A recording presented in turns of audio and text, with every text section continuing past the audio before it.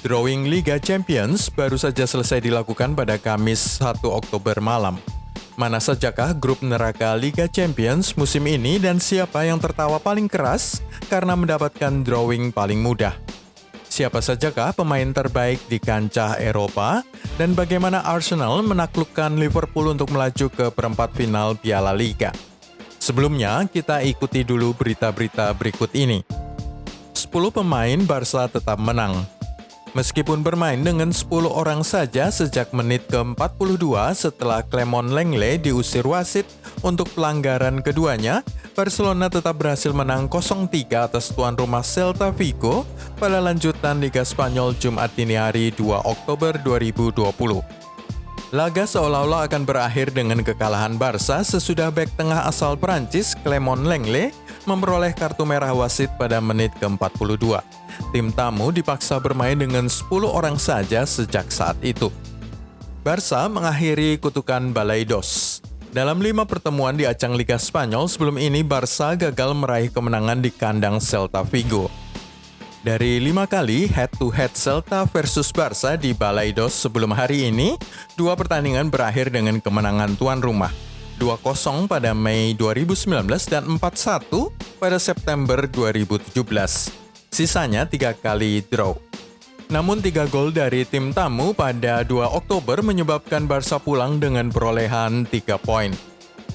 Ansu Fati mencetak gol. Pemain 18 tahun Ansu Fati membuka skor 0-1 untuk Barcelona pada menit ke-11 sebelum gol bunuh diri dari Lucas Olaza dan gol dari Sergi Roberto membawa skor menjadi 0-3 untuk kemenangan Barcelona.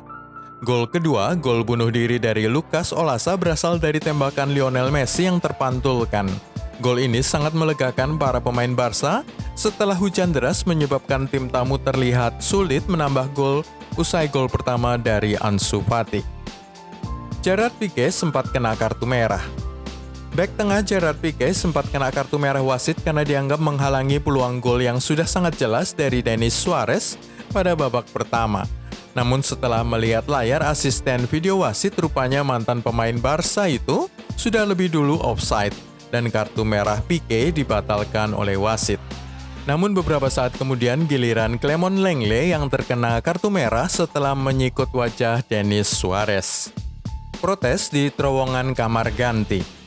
Lionel Messi, Gerard Piqué, dan Ronald Koeman mencegat serta menghampiri wasit Carlos del Cerro Grande di terowongan kamar ganti. Memprotes keputusan sang pengadil memberi kartu kuning kedua pada Clement Lenglet yang berakibat Barca harus bermain dengan 10 orang saja sejak akhir babak pertama. Tetapi sang wasit tetap bersikukuh pada keputusannya menjelaskan posisi dan gerakan tangan Clement Lenglet yang menghantam wajah Denis Suarez. Tottenham menang besar 7-2. 3 gol dari Harry Kane, 2 gol dari Giovanni Lo Celso, serta masing-masing 1 dari Dele Alli dan Lucas Moura mengakhiri pertandingan playoff Tottenham atas Maccabi Haifa dengan skor 7-2.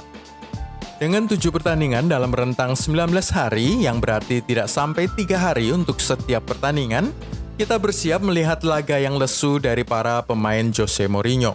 Tapi nyatanya mereka malah berpesta 7 gol pada Jumat 2 Oktober dini hari. Jose Mourinho memuji 3 pemain. Mengeluhkan 3 permainan dalam rentang 5 hari saja, Jose Mourinho secara khusus memuji 3 pemainnya yang turun 180 menit dalam 3 hari. Sesuatu yang secara tidak manusiawi bahkan dalam kacamata sains. 3 pemain yang 2 kali beruntun turun bertanding dalam 3 hari adalah Eric Dier, Steven Bergwijn, dan Toby Alderweireld. Begini kata Mourinho, sudah dibuktikan secara sains bahwa apa yang mereka lakukan seharusnya tidak boleh terjadi. Bermain selama 180 menit dalam rentang 3 hari seharusnya tidak boleh. AC Milan menang dalam adu penalti 9-8. Milan harus melalui drama dalam laga playoff mereka pada Jumat 2 Oktober dini hari. Mereka tertinggal 2-1 di tangan Rio Ave, sebuah tim dari Portugal sebelah utara, sebelum pemain Turki Hakan Çalhanoğlu mencetak gol penyama skor pada menit 120 perpanjangan waktu laga playoff Liga Eropa. Terpaksa laga dilanjutkan ke babak adu penalti dan kedua tim harus berlaga setengah mati dengan 12 tendangan penalti masing-masing harus dilakukan Rio Ave dan AC Milan. Kiper Gianluigi Donnarumma harus ikut turun sebagai eksekutor namun gagal melesakkan gol. Kapankah drawing Liga Eropa? Drawing Liga Eropa babak penyisihan grup akan diselenggarakan pada Jumat siang waktu Eropa Tengah atau Jumat petang waktu Indonesia bagian Barat. Jika Liga Champions hanya akan terdiri dari 8 grup saja, maka drawing untuk Liga Eropa akan membagi 48 tim yang lolos ke dalam 12 grup berbeda. Nama-nama terkenal yang akan berlaga pada Liga Eropa antara lain adalah Arsenal, Tottenham Hotspur, Leicester City, Roma, Napoli, AC Milan, Bayer Leverkusen, dan Villarreal serta Real Sociedad. Sebelum kita melihat grup neraka dan grup mudah pada penyisihan Liga Champions musim ini, klik dulu tombol subscribe, like, dan tendang loncengnya. Robert Lewandowski menangis striker terbaik dan pemain terbaik. Penyerang Bayern Munchen Robert Lewandowski dinobatkan sebagai pemenang untuk 2 kategori sekaligus, striker terbaik dan pemain terbaik UEFA 2019-2020. Lewandowski yang sudah berusia 32 tahun mengalahkan rekan satu timnya di Bayern, Manuel Neuer, dan gelandang Manchester City, Kevin De Bruyne untuk penghargaan pemain terbaik tersebut. Lewandowski mencetak 55 gol dalam 47 pertandingan musim lalu saat Bayern memenangkan 3 gelar sekaligus, Liga Champions, Bundesliga, dan Piala Jerman. Sang striker Polandia mencetak 16 gol, lebih banyak daripada pemain lain manapun di 5 liga top Eropa di semua kompetisi pada musim 2019-2020. Bayern Munchen menyabet 4 gelar terbaik. Pemain Jerman Manuel Neuer, 34 tahun, menjadi kiper terbaik tahun ini setelah mencatatkan 6 clean sheet di Liga Champions dan kemudian membantu Bayern mengalahkan Paris Saint-Germain di final pada bulan Agustus. Sementara rekan satu timnya, Joshua Kimmich, 25 tahun, dinobatkan sebagai bek terbaik.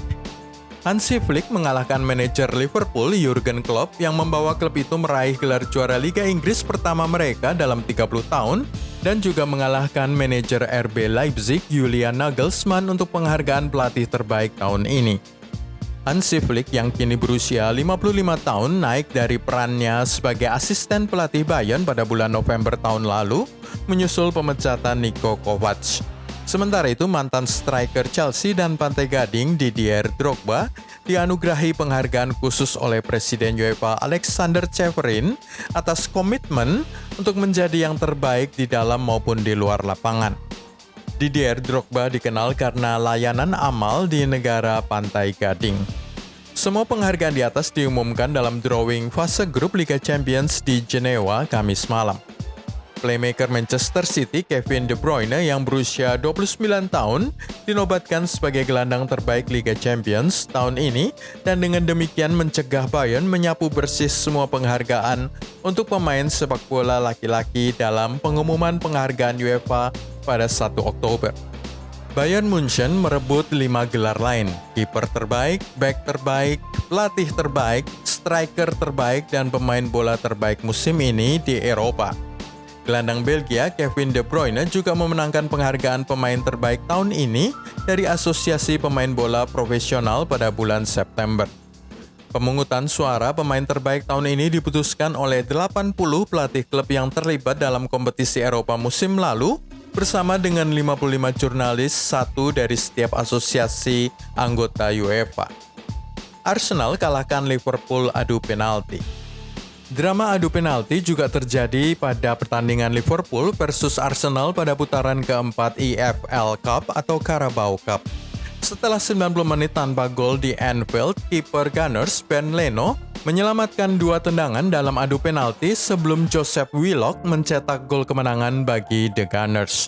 Arsenal kalah 3-1 di ajang Liga Inggris di Anfield 4 hari lalu, sehingga Mikel Arteta senang dengan semangat dan kegigihan timnya untuk menang di ajang Piala Liga ini. Kedua tim bertanding dengan skor 5-5 di Anfield dalam kompetisi yang sama musim lalu sebelum adu penalti yang dimenangkan oleh Liverpool. Tetapi kali ini pertandingannya kurang menarik.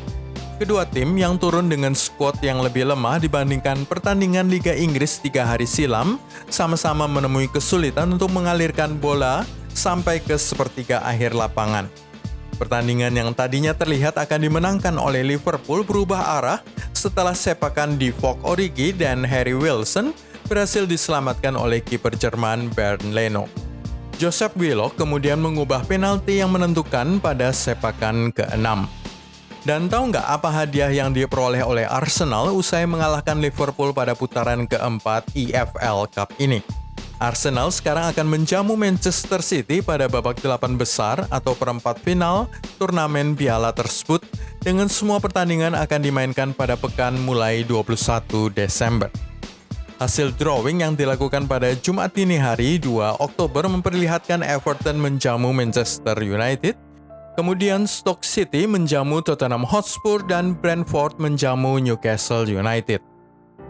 Grup neraka Liga Champions. Drawing Liga Champions sudah dilakukan pada Kamis 1 Oktober malam, dan dari semua grup itu ada satu yang menonjol karena tingkat kesulitan yang dihadapi setiap timnya, yaitu grup H. Ada 3 raksasa Eropa di dalam grup H Liga Champions ini, Paris Saint-Germain, Manchester United, dan RB Leipzig. Selain Istanbul, Başakşehir.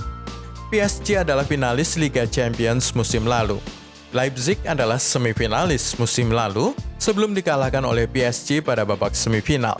Jadi ini merupakan grup yang sangat sulit bagi semua tim di dalamnya. Grup H dikukuhkan sebagai grup neraka dalam penyisihan Liga Champions musim ini. Sebaliknya, grup manakah yang paling mudah? Grup F. Di dalam grup F ini ada Borussia Dortmund yang bermain sepak bola memikat namun rapuh di lini belakang, bertumpu pada jajaran talenta muda mereka. Tim yang paling diunggulkan di grup F adalah Zenit Saint Petersburg yang telah memenangkan 2 gelar Liga Rusia berturut-turut di bawah asuhan mantan gelandang mereka Serhei Semak. Sebagian besar gol-gol mereka terjadi berkat sepasang pemain di lini serang, Kapten Rusia Artem Shuba dan pemain internasional Iran Sardar Azmoun. Lazio yang memulai musim lalu di Serie A secara meyakinkan sebelum goyah setelah laga dimulai kembali usai lockdown untuk kemudian menempati posisi keempat pada akhir musim, merupakan peserta lain dari grup F. Demikian juga juara Belgia klub Brugge.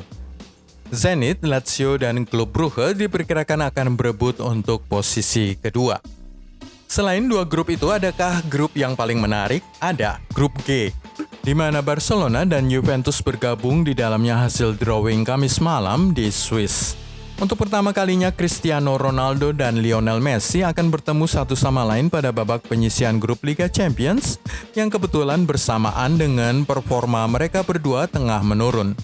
Ini mungkin ulangan dari final 2015 dan perempat final 2017. Tetapi baik Juventus maupun Barcelona sama-sama sedang dalam masa transisi dan di bawah manajer baru Andrea Pirlo dan Ronald Koeman, yang mungkin bisa membuka pintu peluang bagi Dinamo Kiev selaku kekuatan ketiga di grup G ini. Dinamo Kiev bangkit kembali di bawah asuhan pelatih veteran Rumania Mircea Lucescu dan mengalahkan Alkmaar dan Gent secara meyakinkan pada babak play-off. Grup ini diisi oleh juara Hungaria Ferencváros, tim dengan peringkat terendah yang tersisa dalam kompetisi Liga Champions ini. Itulah 12 berita terbaru dari gilabola.com hari ini. Anda bisa mengikuti video-video kami berikutnya dengan klik tombol subscribe, like, dan tendang loncengnya.